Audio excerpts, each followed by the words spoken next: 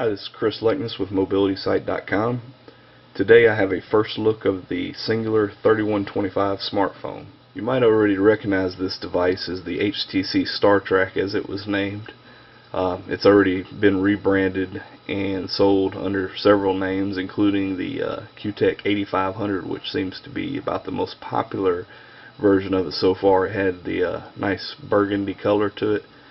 It's also been rebranded by Dopod as the S300 and Orange as the SPV S600, I believe, as well as iMate made a unbranded version called the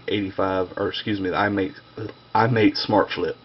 Cingular's version is a little different than all the others that you've seen so far in the fact that, number one, it's made by, it's got Cingular's logo on it, and it's also had some hardware upgrades.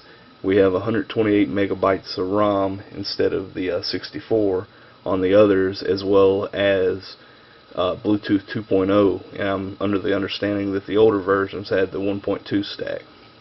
So this is the the Cingular 3125. It's a real thin phone, kind of modeled after the Razr, which I've got one of those right here to show you. It's kind of looks a lot like it. I apologize for the look of this Razr. It's my daughter's. I don't have a Razr. She has the little skin on it, the little wrap. But you see it's pretty similar in design and size.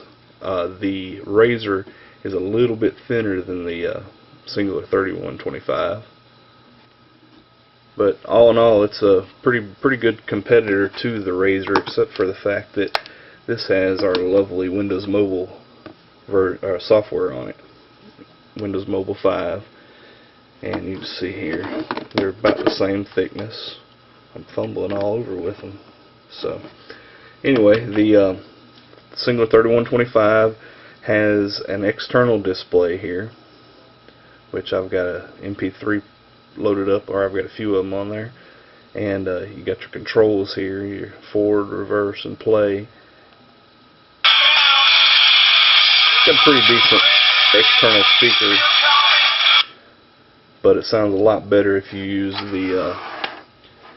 the included headset. And unfortunately, you're probably not going to be able to use any other headsets that you could get, because these have an have a proprietary USB connection, and it plugs in right here in this USB slot here, which, if you look, it's a little wider than a standard USB connection. Let's find one here.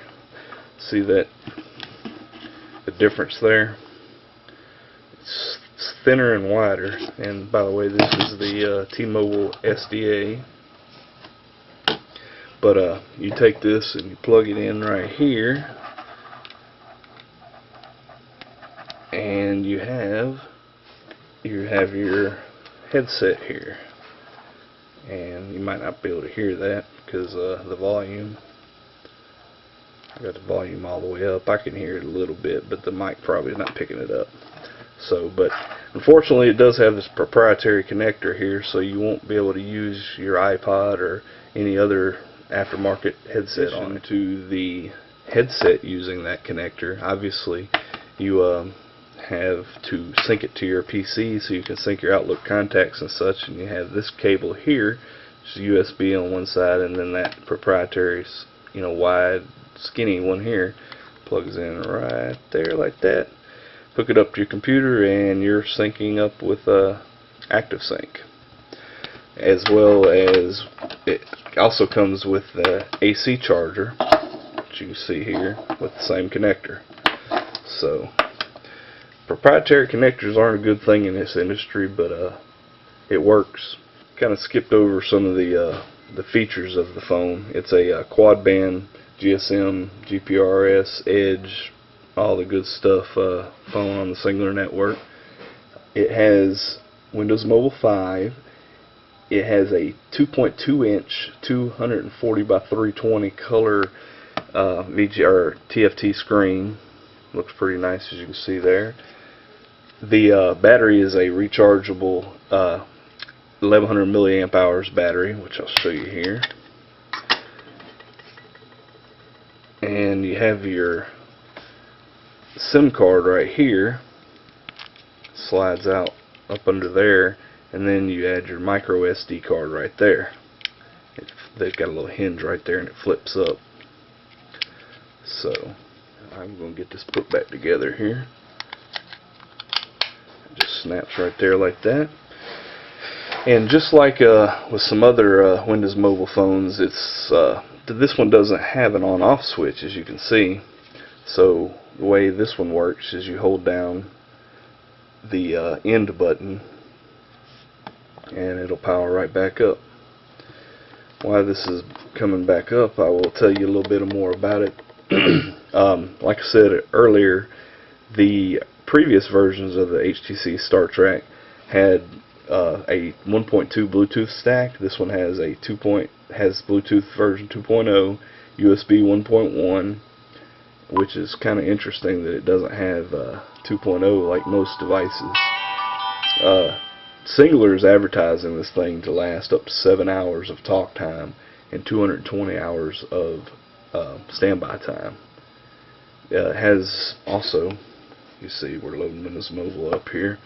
On the outside here you have a 1.3 megapixel camera with a 2x digital zoom on it, and it's kind of interesting. You can actually use the camera from the front. Let's see here, it's on this side, and you can see me recording. And if you open the camera up, you have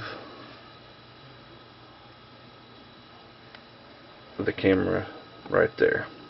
Alright, so let's shut this off here and go on with the show. Cingular 3125's MP3 player supports WMA, AAC, MIDI, MP3, just about everything that you can throw at it. All mine are MP3s from the albums I cut them off of. Let's see. You can flip through. A little Metallica there. And the controls are real intuitive. Let's shut this down here. You can also see up here you have your indicator for signal strength, your battery meter, and gives you a lot of good information. And when the MP3 player is not playing and you click on this one time, this pops up, and you can change that several different options of a front panel. Let's show you here. Start, go to settings, and you go down to external screen, and we'll pick a digital clock 1. Hit done. We're done. Let's close it, and voila. So, and you can see I'm taping this on the 11th of September 2006. Alright, let's see here. Here on the side, this button, when this device is closed, doesn't appear to do anything, but we can map that to whatever.